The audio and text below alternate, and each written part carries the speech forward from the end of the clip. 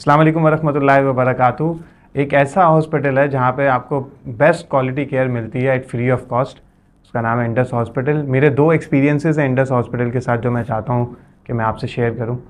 एक एक्सपीरियंस मेरी बेटी का है। पिछले साल ईद के दिन हमें नज़र आया कि उसका अंगूठा सूज रहा है, तो हम गए अपने हॉस्पिटल में, घर के करीब दिखाया, तो उन्होंने कुछ एंटीबायोटिक दी, लेकिन वो ठीक नहीं हो रहा था। फिर जब एक्सरे करवाया तो पता चला उसके अंगूठे की हड्डी गल रही है।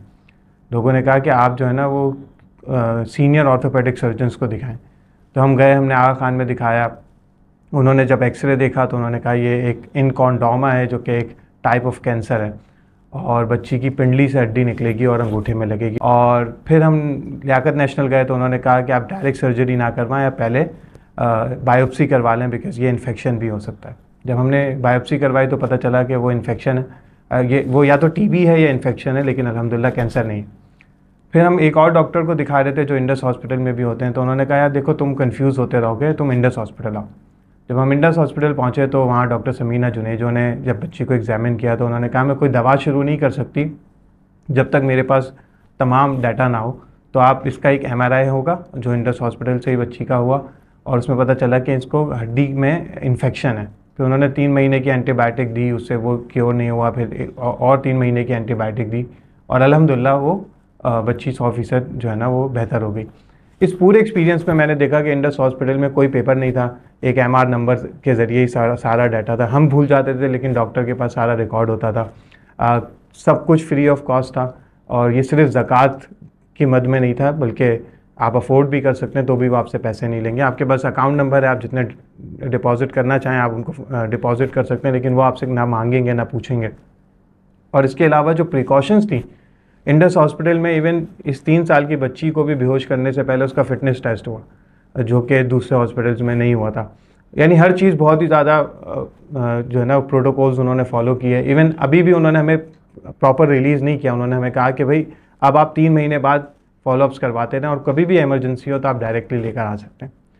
और जो दूसरा एक्सपीरियंस है वो मेरे वालिदैन का था। दोनों इस दुनिया से जा चुके हैं, अल्लाह उनकी मग़फ़िरत फरमाए। तो मेरे वालिद का 2010 में बाईपास हुआ था, लेकिन उसके बाद 2016-17 में उनको दोबारा दिल की तकलीफ़ हुई, और वालदा को भी दिल का मर्ज़ था। तो तब भी किसी ने मशवरा दिया कि आप इंडस हॉस्पिटल दिखाएं। अब पीर के दिन इनका जब चेकअप हुआ तो इनको कहा कि भाई आपकी हालत दोनों की ज़्यादा ख़राब है। तो वालदा को उसी हफ्ते बुध का दिन दिया गया एंजियोप्लास्टी के लिए, और वालिद को जुम्मे का दिन दिया गया। और मेरी वालदा बुध के दिन नहीं गई कि पहले वालिद की एंजियोप्लास्टी हो। तो इंडस हॉस्पिटल से कॉल आई कि भाई आपकी तो आज एंजियोप्लास्टी है, आप क्यों नहीं आई, आपको इसकी बहुत ज़रूरत है। जब उन्होंने रीज़न बताया तो उन्होंने कहा कि आप अपने हस्बैंड की एंजियोप्लास्टी के बाद फिर ज़रूर आइएगा। फिर जुम्मे को वालिद साहब की एंजियोप्लास्टी हुई, और वो मेरा पहला विज़िट था इंडस हॉस्पिटल का। जब मैं गया तो मैंने देखा कि भाई जगह जगह जो है ना वो बोर्ड्स लगे हुए हैं कि भाई कोई आपसे पैसे मांगे तो आप इस नंबर पर कंप्लेन करें। There was no cash counter, और हर चीज़ बहुत ज़बरदस्त इंटरनेशनल स्टैंडर्ड पे थी। इवन जो इनकी बिल्डिंग भी है वो सिंगापुरियन डिज़ाइनर्स ने जो है ना वो डिज़ाइन की है। तो मैं आप सबसे ये रिक्वेस्ट करना चाहूँगा कि जो मेरा ये एक्सपीरियंस था, हमें बाज़ औक़ात लगता है कि महंगे अस्पतालों में ही अच्छा इलाज होता है और फ्री हॉस्पिटल्स में फॉर ग्रांटेड लिया जाता है मरीज़ों को। तो Indus hospital is not like that, और बहुत ही डिफरेंट है। और उसके बाद से मैंने भी ये इरादा किया और कोशिश करता हूँ कि जो भी थोड़ी बहुत डोनेशंस हों वो इंडस हॉस्पिटल की तरफ जाएँ।